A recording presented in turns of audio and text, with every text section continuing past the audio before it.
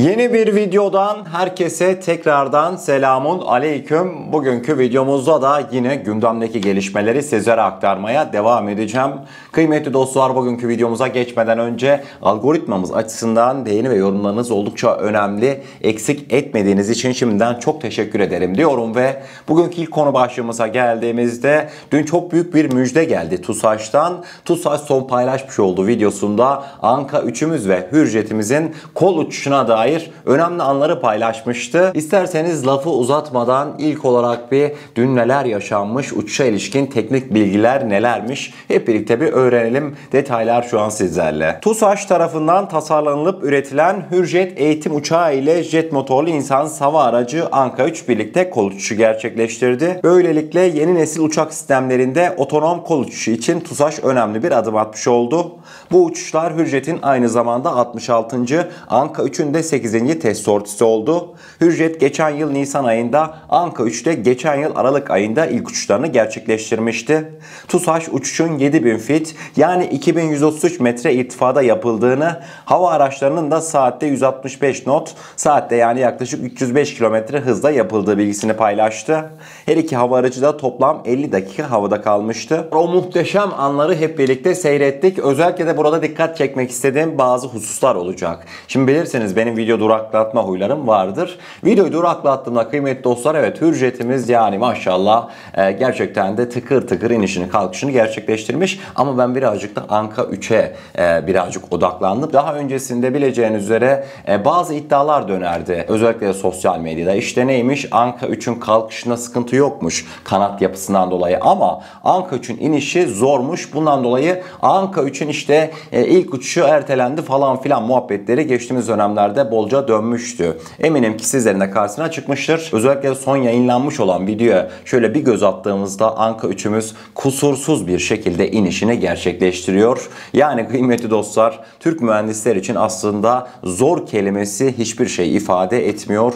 Üzerinde çalışıldıktan sonra Türk mühendisler için zor diye bir şey, imkansız diye bir şey bulunmamakta. Gerçekten de mükemmel bir gündü. Bilmem hatırlar mısınız? Bundan yaklaşık 5-6 ay kadar önceydi. Sizlerle bir videoyu paylaşmıştım. Şu an o video karşınızda. Paylaşılan videoda Milli Muharip Uçağı Kaan'ımızın önderliğinde yan tarafta 2 tane Kızıl Elma, 2 tane Anka 3 ve en arkada Hürjet bir kol uçuşu gerçekleştirmekteydi. Aslında bu anlar geleceğin savaş konseptini, Türk Hava Kuvvetleri'nin geleceğin savaş konseptlerini temsil etmekteydi. Videodaki tüm hava araçları uçtu ve hatta Anka 3'ümüz Hürjet'imizle birlikte kol uçuşunu dahi gerçekleştirdi dün. Yani kıymetli dostlar, bu görmüş olduğunuz tasarlanan konsept videonun gerçekleşmemesi için artık hiçbir sebep kalmadı. Şimdi tabii kıymetli dostlar, Türkiye hayallerini yaşarken hayalleri alt üst olan birileri var. Kimmiş o birileri? Fransızlara gidelim mi be? Yunan basını aracılığıyla Fransızlara gideceğiz.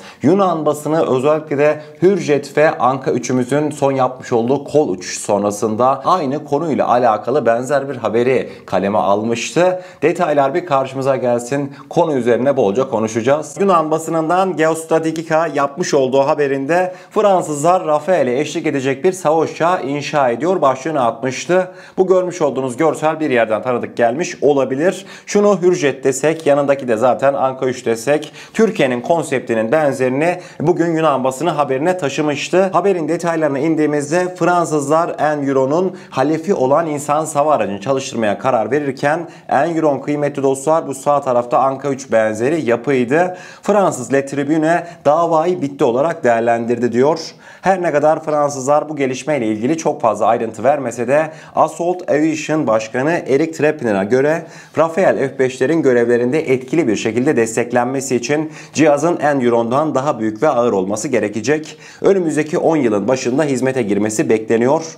Alman Savunma Bakanlığı ve Luftwaffe arasında yapılan görüşmenin başlamasıyla birlikte Almanlar da bir savaş uçağı yapmak istiyor diye haberini sonlandırmışlardı. Vallahi ben demiyorum, Yunan basını diyor. Yunanlılar kısaca diyor ki Fransızlar kendi savaş jeti Rafael'in yanına bir tane insansız savaş jeti yapacak. Anka 3 benzeri Environ dedikleri. Fakat proje şu an iptal edilmiş gibi duruyor. Önümüzdeki 10 yılın başlarında Environ'dan daha büyük bir insansız hava aracı Alman Hava Kuvvetleri ile birlikte ortak geliştirilecek diye Yunan basını bu şekilde haberini aktarmıştı. Konsept sizlere bir yerden tanıdık geldi değil mi? mi? Nereden tanıdık gelecek? Bizzat bizim konseptimizi adamlar çalmışlar. 5. nesil savaş uçağının yanına insan hava araçlarının birlikte operasyon yapma kabiliyeti Türk Hava Kuvvetleri tarafından ilk kez duyurulmuştu. Zaten Kaan'ın ortaya çıkışı baştan beridir böyle denilmiyor muydu? Milli Muharip Uçak Kaan tek başına hareket etmeyecek. Beraberinde bir sürü insan hava aracını da komuta kontrol edecek denilmemekte miydi? Ama şunu belirtmek istiyorum. Fransızların o Anka 3 benzeri dediğim Environ var ya. 2012'de Environ ilk uçuşunu gerçekleştirmiş. Şu an nerede? Ortalıkta bir Environ gören var mı? Tabii ki de yok. Belki de projeyi müzeye kaldırmışlardır. Bilirsiniz Avrupalılar insan hava aracı projelerini müzeye kaldırmakla meşhurdur. Severler öyle şeyleri. Şimdi tabii bu gelişmeler yaşanırken konsepti bizden çalmışlar. Lamıcımı yok. Ama Fransızlar geçtiğimiz zamanlarda Türkiye'ye ne demişler biliyor musunuz? TRT Haber'in çok önemli bir arşiv haberine ulaştım sizler için. Konuyla bizzat alakalıydı. İsterseniz karşımıza bir gelsin o haberin başlığı. Daha sonrasında gelişmeleri yorumlayalım. Bizzat TRT Haber'in kendi sitesinden almış olduğum bir haberdi. Başlıkta deniliyordu ki Fransa reddetti, Türkiye daha iyisini yaptı. Haberin detaylarında yerli milli savunma sanayinden gelen müjdelerle eklenen oyunculardan biri de Anka 3 oldu. Türkiye 2000'lerin başında Fransa liderliğinde yürütülen benzer bir projeye başvurmuş ve iş paylaşımı yapıldı, yer yok cevabını almıştı. Gelinen noktada kendi uçan kanat tasarımlı insan hava aracını yapan Ankara bu alanda en iyilere meydan okuyor diye TRT haberini sonlandırmıştı. Şimdi taşlar yerine oturmuştur eminim. Fransızların 2000'li yılların başında Türkiye'nin kapısını çalıp da ya hacı işte biz projeyi paylaştırdık. Projede işte Yunanistan, Almanya, cart curt herkes var. Tüm işe yaramayan ekip toplanmış. Onlara Türkiye başvurduğunda 2000'li yılların başlarında bu Environ, Anka 3 benzeri oluşuma gelin beraber üretelim. Biz de Türkiye olarak işte bir şeyler kapabiliriz. Belki projeden de kapılarını çaldığımız adamların iş paylaşımı yapıldı. Yoluna bak demişler. O zaman biz ne diyoruz? Şimdi artık siz yolunuza bakın. 2012'de insan hava aracını uçurmuşlar. Sözde 2012'den beridir hiçbir şekilde esamesi okunmamış. Aradan 12 yıl geçmiş. Fakat Anka 3'ümüz duyurulduktan bir sene sonra hatta daha kısa bir süre içerisinde ilk uçuşunu gerçekleştirdi.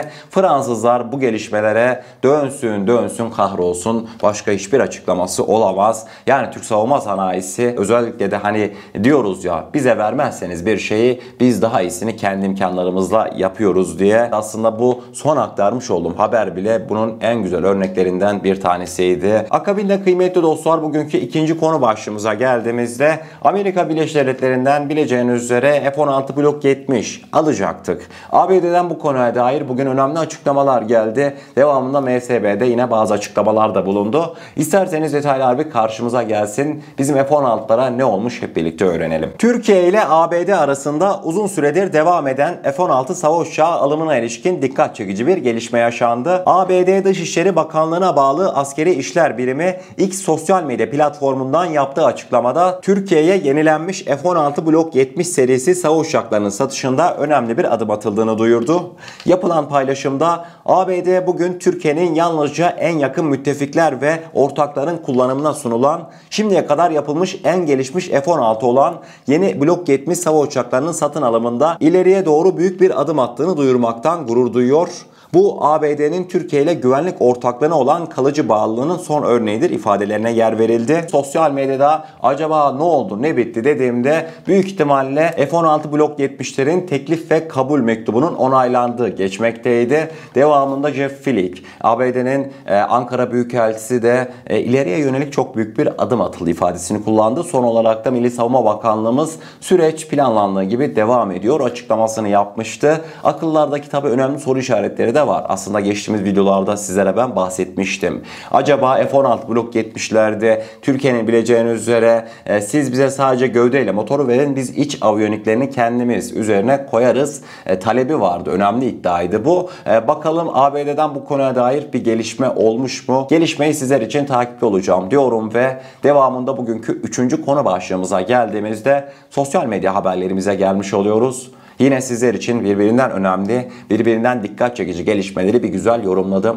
Detaylar bir karşımıza gelsin. Bugün sosyal medyada neler yaşandı hep birlikte öğrenelim. Bugünkü sosyal medya haberlerimize ilk olarak bir Rusya Devlet Başkanı Vladimir Putin'in Anadolu Ajansı'na yapmış olduğu açıklamalara gideceğiz. Putin ilk olarak Gazze'deki duruma ilişkin ABD'nin politikasının bir sonucu olduğuna inanıyoruz. Çözüm sürecini tek eline aldı. Cumhurbaşkanı Erdoğan'ın Gazze'de çok acil ve uzun süredir devam eden sorunu çözmek için etkin çabalar sarf ettiğini biliyoruz demişti. Rus lider Vladimir Putin açıklamalarının son kısmında ise şu anda Gazze'de olanlar savaşa benzemiyor. Bu yaşananlar sivil nüfusun tümden yok edilmesine benziyor diye açıklamalarını sonlandırmıştı. Hazır Filistin Gazze demişken İspanya Dışişleri Bakanı José Manuel Arbales, Güney Afrika'nın İsrail'e karşı Uluslararası Adalet Divanı'na açtığı soykırım davasına dahil olacaklarını açıkladı. İspanya davaya dahil olan ilk Avrupa ülkesi olacak. Birazcık böyle daldan dala atlıyor gibi gözükebilirim ama haberlerimiz kısa kısa olduğundan dolayı konular hızlı hızlı değişebilir. Hep birlikte bir